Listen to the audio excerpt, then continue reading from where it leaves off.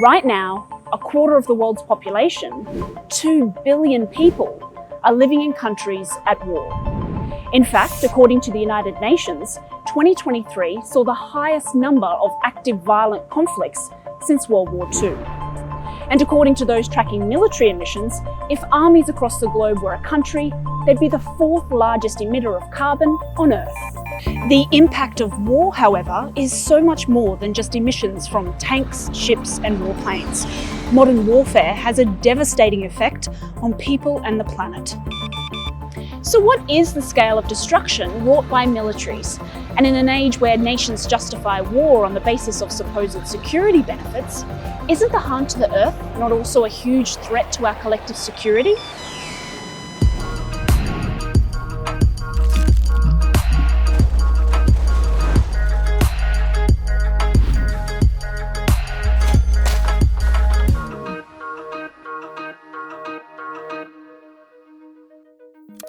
With every report that comes out on the state of the climate, there's a slew of emission stats.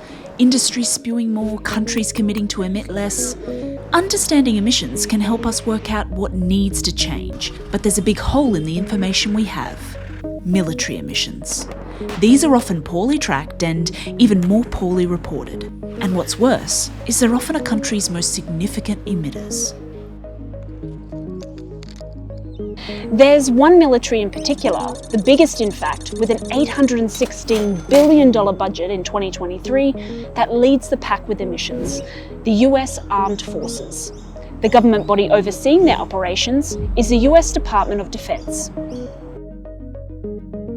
The Department of Defense's annual emissions is as large as the emissions of many countries. So it's as large as Portugal or Sweden. In 2023, I spoke with Neta Crawford, co-director of Brown University's Costs of War project. In 2019, her team uncovered a startling fact. The US Department of Defense has a larger annual carbon footprint than most countries on Earth. To say that U.S. military emissions are 52 million metric tons annually is to say the United States is the single largest energy user, and the U.S. military is therefore the single largest carbon emitter, looking at it as an institution. 30% of those emissions are from bases across the world, and 70% are from operations. If you calculate the US military emissions, it's more than many, many other countries. So it really is the elephant in the room that has been ignored so far. That's Nick Buxton, author and researcher with the Amsterdam-based Transnational Institute. There was just a report showing that military spending globally has reached 2.1 trillion now. And the war in Ukraine and now in Gaza has kind of given that an extra boost. And every time military spending increases, military emissions increases. Getting clarity on emissions is a challenge. There are very few industries that see any upside in tracking the carbon that they're putting out into the atmosphere. That reluctance seems multiplied many times over when it comes to militaries. Getting accurate emission figures from them has proven largely futile. In 2022, a group called the Scientists for Global Responsibility estimated that altogether, militaries and their supporting industries account for up to 6% of global emissions. That's more than civil aviation and shipping combined. Why do you think this massive source of emissions is so often ignored? Is this deliberate or some kind of oversight? I think the reason why military emissions is really ignored or underplayed was at first really deliberate. When the Kyoto Protocol was signed and agreed in the mid-90s, the military carved out an exemption that they wouldn't be included. That was something pushed through by the Pentagon, and the US didn't sign the agreement in the end, but it remained on the books. The military in 1997 was very clear that they didn't want to have their operations curtailed and therefore didn't want military emissions included. The second reason was there's vast amounts of military emissions or war-related emissions that we can't really, at this point, count. The cost of war calculations do not include the emissions from blowing things up, from burning them. That's kind of out of sight, out of mind. At the core of the costs of war projects calculations is fuel. The US Armed Forces requires a lot of it. We're talking more than 85 million barrels for operations alone in 2017. keeping track of how many vehicles have gone to and fro, for how long, how many times they've had to refill. That's the real nuts and bolts of it. All militaries need a way to get around. They require fuel. A great power like the United States, which sees itself as preeminent and wanting to prevail in every conflict, desires access to fuel everywhere, all the time. So the United States has bases in about 38 countries, and fuel is supplied from those places or is taken to those places and protected so that the United States can operate. I think I calculated once that one jet in an hour uses what an average car driver would use in 7 years in terms of gas. So these jets, Hummers, tanks, they're all very high fuel use vehicles. And then you've got a very large military footprint. The US has around 800 military bases around the world. So each of those has to be supplied, be resourced, and it supports a whole global machine which has a very high carbon impact. But of course, the military's impact on the environment doesn't stop with emissions. Military forces and wars have left a largely devastating environmental legacy around the world. Illegal logging, which often flourishes as part of the war economy, remains one of the biggest contributors to deforestation and species loss. Around 1/3 of Afghanistan's trees were lost between 1990 and 2005. Explosives damage critical infrastructure and can release particles, debris and toxins that pollute the air, water and soil and lead to sanitation crises.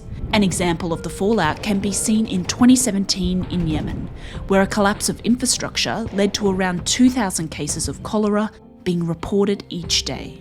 Part of war is involved in destroying the environmental capacities of nations. We saw that in Iraq with all the fuel fires that happened. Royal engineers worked under fire to douse oil pipelines set ablaze by retreating Iraqi troops. We're seeing it right now in Ukraine. One of the key targets is often fuel depots. We had, again, some dangers around nuclear waste. There was a factory that was targeted that has released ammonia into the air. So part of military impacts is that they leave a legacy of destruction. Most famously, we saw that in Vietnam with Agent Orange still affecting birth defects decades later.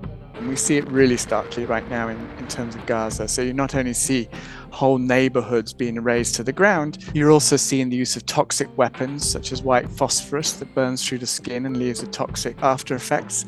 We're seeing the shutdown of all the sanitation facilities, both through being bombed and also through the shut-off of electricity, and now releasing raw sewage into the environment.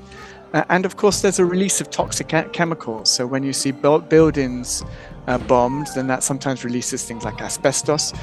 And that's not including all the emissions, of course, that come from the use of weapons and missiles. It's a combination of past wars, past nuclear testings, and past operations, but also currently negligence in cleaning up following these operations. Dr. Marwa Daoudy is a professor of political science and Middle East politics at Georgetown University in Washington, D.C. Nuclear weapons tests have taken place in the past in the Marshall Islands in the 40s and the 50s, as well as in Indian reservations, creating a lot of health impacts. The second thing is there's also the impact of open air pits in countries such as Iraq, Afghanistan, Syria, Pakistan.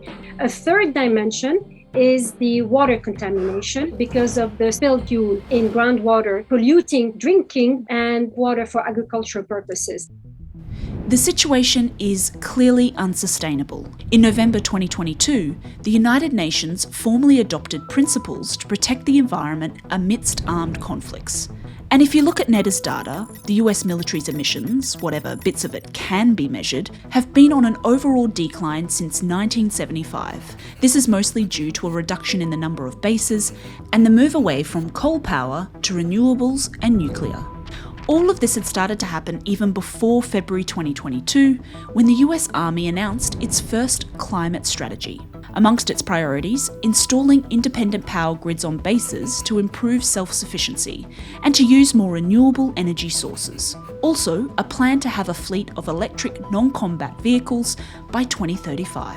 There is, of course, this new push for reducing fuel consumption and emissions, as well as to transition to more efficient vehicles. This will make a difference.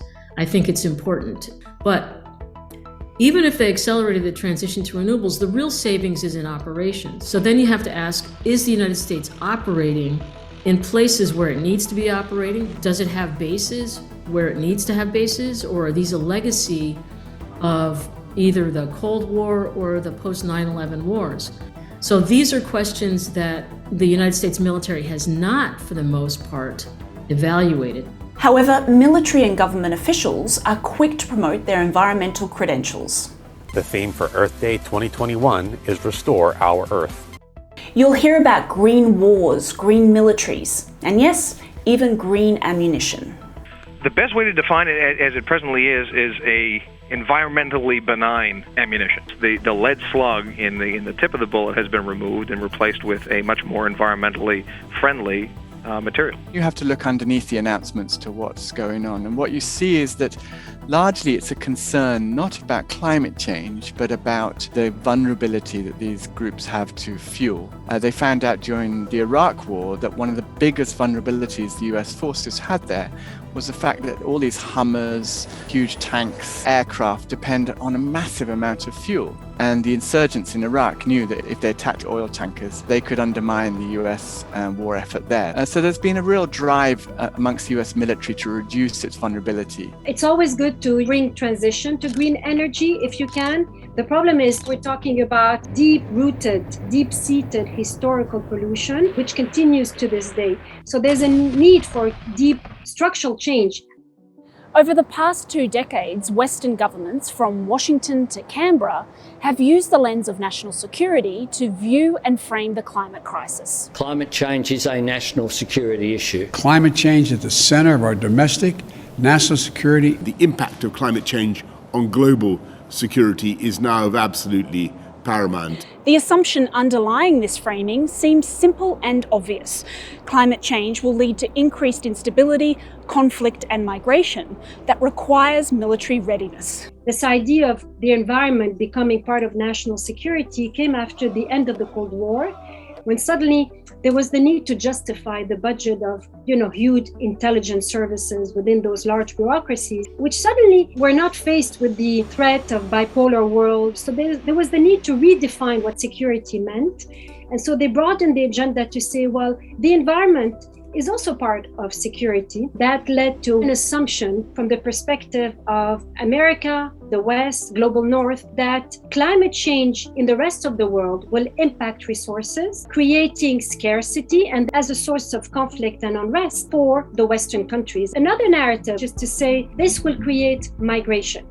And migration is potentially a source of unrest and conflict and instability for the prosperous nations. And that's the real problem with the national security threat framing, is that really it's turning those who are the victims of climate change, those most impacted in the poorest countries, into now the new threats to the richest countries. You never see it, how do we guarantee the security of people forced to leave their homes because of floods or increased temperatures? It's how can we secure ourselves against these migrants? And that to me is at the heart of why I think we need to really challenge this idea of climate security and always ask the question, whose security are we talking about? The other side of the debate, some will say climate change has not been taken seriously enough. So we need to securitize it to bring awareness. We get the military on board, we get the policymakers on board, and then we're able to have urgent action. That might sound like a smart strategy. After all, if the world only responds to threats and fear-mongering, then that's the approach people will take to raise awareness. The problem with this approach is that it means challenges are magnified, vulnerable people are made into threats, and the rhetoric just ramps up. Climate change is a threat multiplier. Threat multiplier. Threat multipliers. Threat multipliers has very much emerged as one of the key terms. And this is the idea that climate change will exacerbate existing tensions and conflicts and make them worse. And I must admit, when I first looked at it, I thought the same. There is this idea that if you're in extreme circumstances, you're going to sort of like fight for survival. It's at the heart of every dystopian science fiction movie we've ever watched. Do not, my friends, become addicted to water. It will take hold of you, and you will resent its absence. But actually, when you look at the evidence, it doesn't paint that picture. There's no reason that in places of scarcity that you might not actually find a further drive to actually cooperate. In some parts of Africa, for example, where there's been increasing impacts on pastoral communities. Climate change here has parched the land and brought millions to the brink of starvation. That they've actually learned how to collaborate and cooperate because they realized that that was the best chance of survival. But nevertheless, the United States has looked to certain regions as places where there's underlying weakness of governmental capacity and pre-existing stressors like ethnic conflict or a lack of democratic governance. And they say these are the places where instability and migration will come. One example that keeps coming up in this context is Syria. In recent years, it's become commonplace to describe what's been happening for the past decade or so in the country as a climate war. It's seen as a precursor of further climate conflicts to come. However, climatologists and researchers are not quite so assertive when talking about Syria. In the case of Syria, there was a drought, and it did have severe impacts, and it caused people to migrate. And that drought was undoubtedly worsened by climate change. But they could find no evidence that those farmers were disproportionately involved in the civil war against Assad. In fact, they found that the bigger impact was the removal of agricultural subsidies, which was a measure required by the IMF. But you won't hear military generals blaming the IMF for the war in Syria. There was a shift to neoliberal reforms under the encouragement of international financial institutions such as the World Bank and the IMF. All of that combined created a situation of human insecurity for the local communities, and they ended up migrating to other parts. The other aspect is these migrants were not the ones taking the streets for the protests. And on the contrary, they were parked in slums, completely neglected by local authority, and they were barely surviving. So the narrative is flawed at different levels. And I start conferences usually by saying climate change matters. We should be aware, we should mobilize. But let's not go with these shortcuts, analytically, historically, etc., because they don't serve the cause and they end up securitizing migrants. And so that has to raise the question, if climate change is a factor, but clearly it's not a climate change war, then why is it being used? And I think it's because if we can turn every conflict that has a global impact, such as the Syrian war, into climate change, then we will need more resources for the military. And it often serves the interests of local elites as well, because it will push more development funding and more aid funding. So there's a whole bunch of self-serving interests that are really driving this idea that climate change causes conflict more than actually the evidence. Even the Intergovernmental Panel on Climate Change, the IPCC at the United Nations, has been clear that we cannot jump to climate conclusions when analysing conflicts. A report in 2022 states, violent conflict and separately migration patterns in the near term will be driven by socio-economic conditions and governance more than by climate change. In other words, injustice and dictators are more significant contributors to conflict and displacement. There is a valuable discussion and investment about how to create an environment for peace, which is a field that doesn't get in any way the same level of resources. Resources are going into a militarized response to the crisis. One key area of investment against what are seen as climate-driven threats are militarised borders. In 2019, Australia's Defence Force announced that military patrols around Australia's waters could be stepped up to intercept climate refugees. A report commissioned by the US Pentagon in 2003 on the security implications of climate change had this quote: "Borders will be strengthened around the country to hold back unwanted, starving immigrants from the Caribbean islands, Mexico and South America." And in Europe, politicians like Jordan Bardella, president of France's far-right Rassemblement National party, have said borders will be the environment's greatest ally. It is through them we will save the planet. Over the last 50 years, 63 walls have been built along borders or on occupied territory across the world. In fact, 6 out of 10 people in the world live in a nation with one of these border walls. A lot of the migration is internal displacements. There's no migrant who willingly wants to leave. So there's also the assumption that they're dying to come to America or dying to come to the European Union. No, they're forced for economic reasons, for political reasons, and sometimes environmental, but the environmental is sort of intertwined with the social and the political. I mean, I think a lot of these narratives are really embedded in a kind of colonial and often racist attitude. It's that the hordes of savages are out there, and if there's any scarcity or impact, then they will fight and they will affect us. Dramatic new video shows a struggle between Border Patrol and migrants in El Paso. Then you're starting to push away from looking at causes of injustice to we need to find a way to deal with consequences of it. And therefore, you turn to the military as the one who can deal with consequences. The actual amount of migration going from countries in the global south to the global north is a very small percentage. So there's a big difference between the hype around climate and migration and the reality. The securitization of the climate crisis has served to expand and strengthen the corporate military-industrial complex and its profits. The interlocking interests of the corporate world with those of national militaries and the defence industries that equip them has meant that they are all invested in expanding the scope of their operations. Arms firms, they are diversifying and providing drones, the radars, the military systems for arming borders. Then on top of that, you have all the IT firms like IBM or Unisys who are providing all the infrastructure for the kind of biometric testing. You have air companies who are providing the services for deporting people. And then you have the whole advisory and consultancy services like PricewaterhouseCoopers or Anderson Consulting, who provide the consultancy and advisory services about the sorts of policies that we need to deal with borders. Can you give me an example of any of the practical links between the military world and the corporate world? We've been looking at border industry in particular, and we found that the same security firms that protect oil firms, so are contracted, for example, in Nigeria by the likes of Shell or Exxon, are also providing border security services. They're also financed often by the same companies. Now, Vanguard and BlackRock are both financing the military firms and other major corporations as well. You'll find key military figures on the boards of oil companies and vice versa. So there's a lot of interlocks. Some of the world's biggest emitters of greenhouse gases are spending much more on arming their borders than they are on climate finance.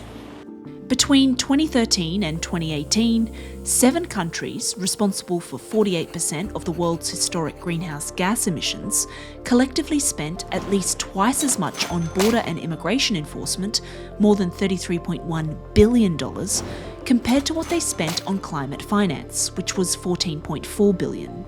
The funding for all this militarization seems like a feat of magic.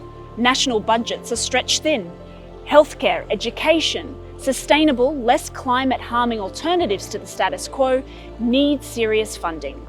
But very few nations set aside money for these matters in the way that they do for militaries. Frontex, for example, the European Border Security Agency's funding has increased over the last 15 years by more than 2,700%. In the US, we've had at least more than doubled, possibly tripled since the 2000s. Of course, there's different reasons for it, but one of the articulated reasons is that we need to prepare for dealing with climate change. So we could be investing, for example, in supporting people who are forced to leave their place to finding a dignified life in their countries. Instead, what we're spending that money on is actually militarizing our response to those who are the victims of climate change through border and immigration enforcement. It's hard to escape the word security in discussions about the climate crisis. It's not just border security, there's food security, water security, energy security. No one can really argue with the word. After all, who doesn't want to be secure? However, security isn't as benign or as simple as it's often presented. Often, one group of people are made secure at the cost of another group's security.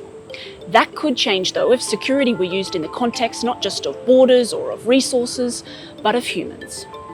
I personally support the reference to human security, and I would refer to it as climate human security, to move away from that national security, militarized, problematic framework.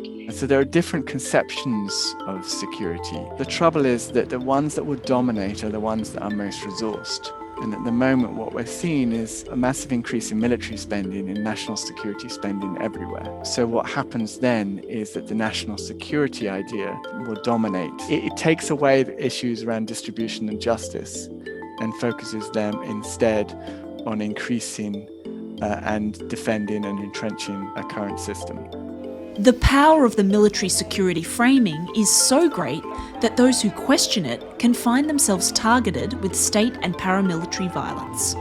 For instance, in 2016, US law enforcement agents used tear gas and water cannons, despite below freezing temperatures, on unarmed demonstrators protesting the construction of the Keystone oil pipeline on Native American land at Standing Rock in North Dakota.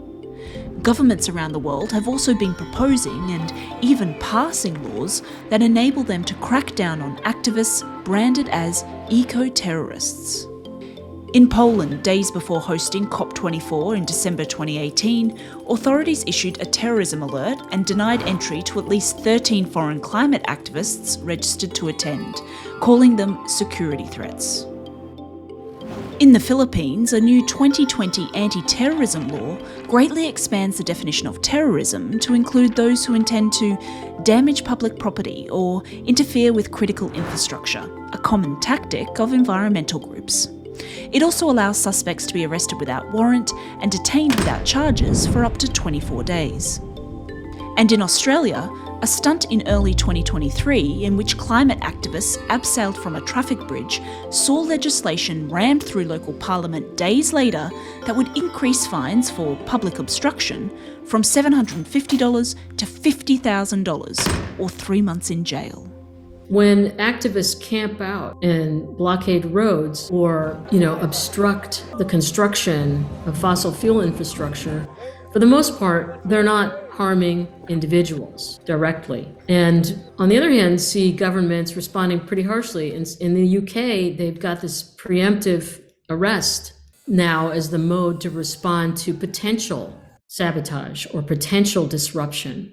I think that that's too far. What we want to do is preserve democracy. Citizen participation is essential. We can't, in the name of protecting infrastructure that is actually harming us, arrest people or curtail their right to protest. That seems to be antithetical to the values we're trying to promote and protect. When we talk about the climate crisis, it's important that we separate rhetoric from reality. The corporate military-industrial complex has a firm grip on its messaging, throwing around words like threat multipliers or national security imperatives. Those should be taken seriously, but not without a good dose of skepticism. There are vested interests in the mix, and there's a lot of obfuscation about the climate damage inflicted by military security forces themselves. Also, we need to remember that the security framework is as much about attracting attention and money towards militarized solutions as it is about diverting focus from alternative paths. We know that the climate crisis can't be resolved by guns. There's no way we can resolve the climate crisis through building bigger walls. Therefore, we need approaches which are based on international collaboration. We need to look at what are the root causes of insecurity for people, and we need to find just ways to help them adapt to climate change. So it does really need a different approach, and that's a huge challenge when the economic and political interests are very much stacked on one side. But there are movements and there are moments that could push us in the right direction. So it's quite possible for humanity to respond in solidarity-based ways to crises. So it's a long haul, but we know from past experiences that situations of crises can be dealt with quite differently, and that sometimes a crisis can bring out the best in people rather than the worst. Thanks so much for watching this episode of All Hail the Planet. It actually forms part of a 10-part series looking at the forces undermining meaningful action on the climate crisis. And we've got a diverse range of topics with the other episodes, everything from psychology to green cities, plastic waste, consumerism, carbon offsetting. So if any of those interest you, you can easily use the hashtag AllHailThePlanet across social media. Otherwise, look for All Hail on aljazeera.com.